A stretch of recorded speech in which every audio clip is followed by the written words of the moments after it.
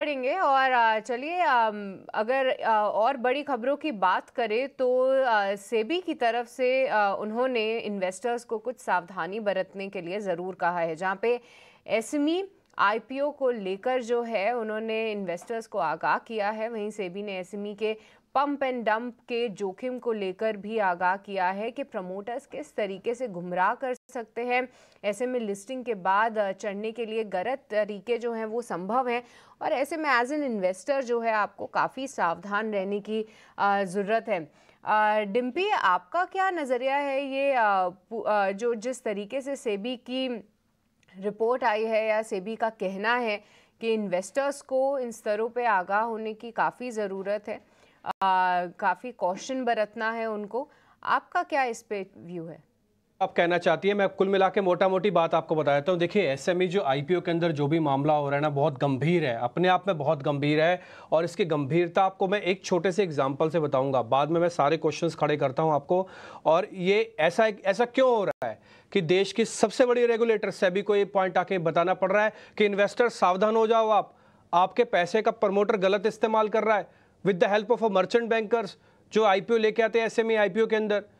अब SME IPO एक तरह का, ये समझ लीजिए, एक अखाड़ा बना दिया गया है जहां से आप फंड रेजिंग करें उल्टी सीधी कुछ भी चीजें दिखा के। और मेरे को थोड़ा फक्र है इस चीज का कहते हुए, मेरे सहयोगी भी साथ में मेरे बैठे हुए हैं जो टिपिकली आईपीओ कवर करते हैं, कि हमने पिछले एक हफ्ते से एक भी आईपीओ को आपको सामने नहीं रखा। उससे पहले भी हम एसएमई आईपीओ के बारे में कभी जिक्र नहीं किया। हमें हल्की हल्की भनक, हमके हल्की हल्की चीजें पहले से समझ में आ रही थी कि कैसे हो सकता है कि एक छोटी छोटी कंपनी और इतना बड़ा मनी रेस कर दे, और वो रेस कर दे और आ भी जाए मार्केट के अंदर और कोई उसकी सुनवाई नहीं है। बड़ी बड़ी कंपनीज को पैसा रेस करने में हिम्मत जुटानी पड़ती है। आपको पता है ओला का आईपीओ कैसे आया, सब्सक्रिप्शन हुई लेकिन लिस्टिंग गेन कुछ नहीं मिला। देश की सबसे बड़ी कंपनी में से एक है, लेकिन उसके बावजूद छोटी छोटी एसएमई कंपनी, चलो मैं आपको एक एग्जांपल से बताता हूं। एक कंपनी है जिसका नाम है ऑटोमोबाइल्स की कंपनी है, यामा की दो ही डीलरशिप उसके पास थी। उस कंपनी का नाम है रिसोर्सफुल ऑटोमोबाइल्स के नाम से। आपको पता है वो कितना पैसा जुटाना चाहती थी? सिर्फ 12 करोड़ रुपए जुटाना चाहती थी। और पैसे कितने आए? 2000 करोड़ से ज्यादा, 4000 करोड़ रुपए उन्होंने रेस कर लिया। कितना जुटाना था? 1200 करोड़ रुपए, 12 करोड़ रुपए सिर्फ जुटाना था। कंपनी के पास क्या है? यामा की सिर्फ 2 डीलरशिप है, 8 एम्प्लॉई हैं। अब आप ये सोचिए, अगर कोई कंपनी 12 करोड़ रुपए जुटाने के लिए आती है, पहले तो मेरे को उस पर भी डाउट है कि 2 यामा के डीलरशिप से और 8 एम्प्लॉय से आप 12 करोड़ रुपए की आपको जरूरत पड़ गई। अच्छा चलो, फिर भी पड़ गई, समझ में आ गया, फिर पड़ गई आपको, तो उसके लिए इतनी बड़ी बिडिंग कैसे आ सकती है? यही चिंता सेबी को खाई जा रही है, यही चिंता एक्सचेंजेस को खाई जा रही है। और इसी वजह से सेबी ने एक सर्कुलर जारी करके ये बताया कि इन्वेस्टर्स कृपा करके सावधान हो जाएं। हमारी अपनी तरीका है चेक करने का, हमने तरीका चेक किया है कि प्रमोटर मिसलीडिंग इंफॉर्मेशन सिस्टम के अंदर दे रहा है और इसमें मर्चेंट बैंकर बहुत हद तक इन्वॉल्व है। अच्छा, जिसके बारे में मैं आपको ये बात बता रहा था ना कि ये जो यामा वाली स्टोरी है, आपको सुन के हैरानी होगी कि इसका जो लीड बैंकर है वो स्वास्तिका इन्वेस्टमेंट्स के नाम से है, स्वास्तिका इन्वेस्टमार्ट के नाम से वो लीड मैनेजर है इसका। और आप इसी से अंदाजा लगा लीजिए कि क्या लीड मैनेजर देख रहे हैं और क्या वो लोगों के सामने रख रहे हैं। तो एक तरह का अलर्ट है, एक तरह की वार्निंग है, एक तरह का, ये आप इसको कुछ भी नाम दे सकते हैं, देना चाहें। देखिए, हम हमेशा आपके लिए खड़े रहते हैं। हम हो सकता है हमको 4 गालियां भी मिले कि आप हमारे को कैसा बोल रहे हो, ऐसा क्यों बोल रहे हो, लेकिन हम इन्वेस्टर्स के लिए हमेशा खड़े रहेंगे आगे, और ये हमारा नैतिक फर्ज बनता है। इसलिए हम ये कह रहे हैं कि आप एसएमई से सावधान होइए। सावधान इसलिए क्योंकि खुद सेबी ने ये बात नोट के जरिए आपको बताया है। सेबी ने बोला क्या इस नोट के अंदर? अभिषेक जी, मैं आपको जरा बता देता हूं, क्योंकि आप आईपीओ कवर करते हो, आपको बात क्लियर होनी चाहिए। देखो, सेबी ये कहता है कि मोडस ऑपरेंडी है, काम करने का ज्यादातर एक जैसा तरीका है सभी प्रमोटर्स का। वो क्या करते हैं? खबर लेके आते हैं, स्प्लिट के लाएंगे, बोनस के लाएंगे, कैपिटल के लाएंगे, कंपनीज के एक्सपेंशन के लेके आएंगे, और उससे क्या होगा, एक छोटे से प्राइस को अपलिफ्ट प्राइस करवा देंगे और अपलिफ्ट प्राइस से धीरे धीरे करके अपना माल ऑफलोड करते जाएंगे। ये सेबी का मोडस ऑपरेंडी है, चेक करने का तरीका है। अब उसको लेकर एनएससी ने भी आया है कूद के। एनएससी कहता है कि हम कुछ टर्म्स एंड कंडीशन को चेंज करते हैं। एनएससी ने भी बात रखी है। मैं आपको एनएससी वाला भी हिस्सा बता देता हूं। एनएससी कह रहा है कि भैया एक काम करो, हम अब सारी की सारी कंपनीज को हम positive free cash flow to equity, जिसको एफसीएफई के नाम से बोलते हैं, अब भाई वो लेके आओ। 3 साल में 2 बार आपका एफसीएफई यानी कि free cash flow to equity वो आपका पॉजिटिव होना चाहिए। अभी तो एक कंडीशन डाली है जो 1 तारीख से सबके ऊपर लागू हो जाएगी, तो आपको थोड़ा सावधान रहने की जरूरत है। स्वास्थ्य इनमार्ट क्या कर रही है आपके सामने ही है, आपके सामने है कि वो रिसोर्सफुल ऑटोमोबाइल्स का क्या, रिसोर्सफुल ऑटोमोबाइल्स में क्या होगा। एक और चीज मैं आपको नोटिस करवाता हूं इसी पॉइंट पे ही। आज मैं थोड़ा लीक से हटके आपके सामने बात इसलिए रख रहा हूं क्योंकि इन्वेस्टर्स के फेवर के लिए हमें ऐसे करना पड़ेगा। मैं सभी इन्वेस्टर से हाथ जोड़ के मेरी रिक्वेस्टमेंट है कि भाई कई यूट्यूब में चैनल्स पे आता है, कई जगहों पे चैनल पे एसएमई कॉर्नर जैसी चीज़ें बनी हुई हैं, कृपा करके थोड़ा सावधान हो जाइए। आपका पैसा है।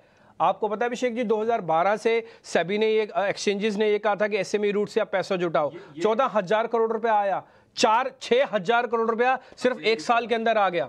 आप इसी से अंदाजा लगा लो कि कितना मैटर गंभीर है। और ये 6,000 करोड़ रुपए में अनाप शकाप वैल्यूएशन, कौन सी चीज कहां से आ रही है, कहां जा रही है, किसी को कुछ पता ही नहीं है। कोई पूछने वाला नहीं, हैरान करने की बात है, कोई पूछने वाला नहीं है।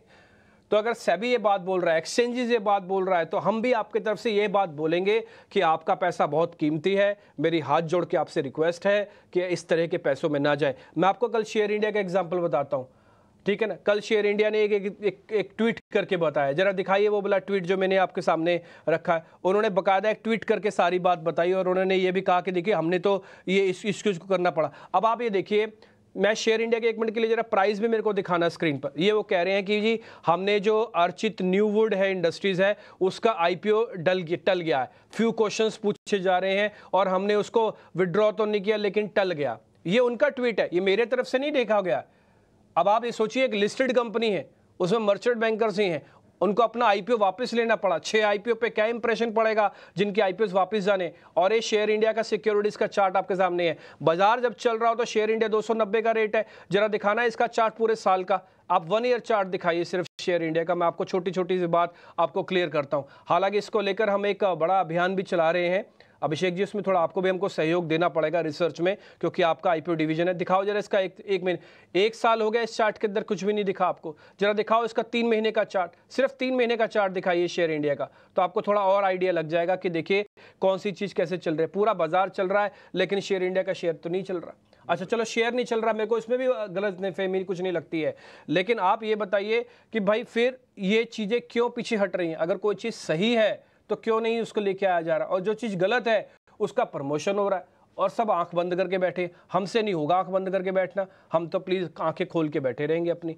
तो आप इसी से अंदाजा लगाइए अभिषेक जी। बिल्कुल डीपी सही कह रहे हैं आप। देखिए एसएमई में पारदर्शिता को लेकर दिक्कत है और शायद इतना अलर्ट पहले रेगुलेटर भी नहीं थे, एक्सचेंजेस भी नहीं थे, और जो डीआरएचपी दाखिल करते हैं शायद उसकी उतनी गंभीर जांच पड़ताल नहीं हो रही थी। लेकिन अब एक्सचेंज भी सतर्क हो गए हैं और सीबी की तरफ से भी नियम टाइट किए जाएंगे, इसको लेकर कोई दो राय नहीं है। क्योंकि आप बिल्कुल सही कह रहे हैं कि 2012 में ये एसएमई प्लेटफॉर्म लॉन्च हुआ, उसके बाद 14,000 करोड़ रुपए जुटाए गए हैं और 6,000 करोड़ सिर्फ 1 साल में आ गए। तो ये दिखाता है कि किस तरह की यहाँ पर आशंका है कि गड़बड़ खेल चल रहा है। अच्छा, सीबी ने साफ साफ कहा है कि रिलेटेड पार्टी ट्रांजैक्शन के जरिए कारोबार को, आय को बढ़ा चढ़ाकर दिखाया जा रहा है और उसके झांसे में निवेशक आते हैं और बाद में शेयर के भाव को इन्फ्लेट किया जाता है और वहां पर प्रमोटर एग्जिट लेते हैं। ये बहुत ही साफ साफ शब्दों में आगाह किया गया है कि रिलेटेड पार्टी ट्रांजैक्शन यानी कि आपस में प्रमोटर की साठगांठ से कुछ ऐसे ऑर्डर की, कुछ ऐसे न्यूज की चीजों को दिखाया जाता है और वहां से निवेशक गुमराह होकर शेयर में कूदते हैं और उसके बाद उनको नुकसान होता है। इसके लिए थोड़ा और हमको लग रहा है कि अवेयरनेस हमको लेके आनी पड़ेगी, इसलिए हम 12:30 बजे स्पेशल कर रहे हैं।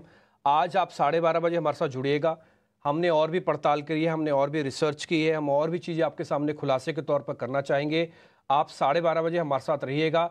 एसएमई शेयरों से सावधान, इसमें अंडर राइटर्स, इसमें जो मर्चेंट बैंकर्स हैं, इसमें जो लीड मैनेजर्स हैं, उनके ऊपर सवाल खड़ा होता है।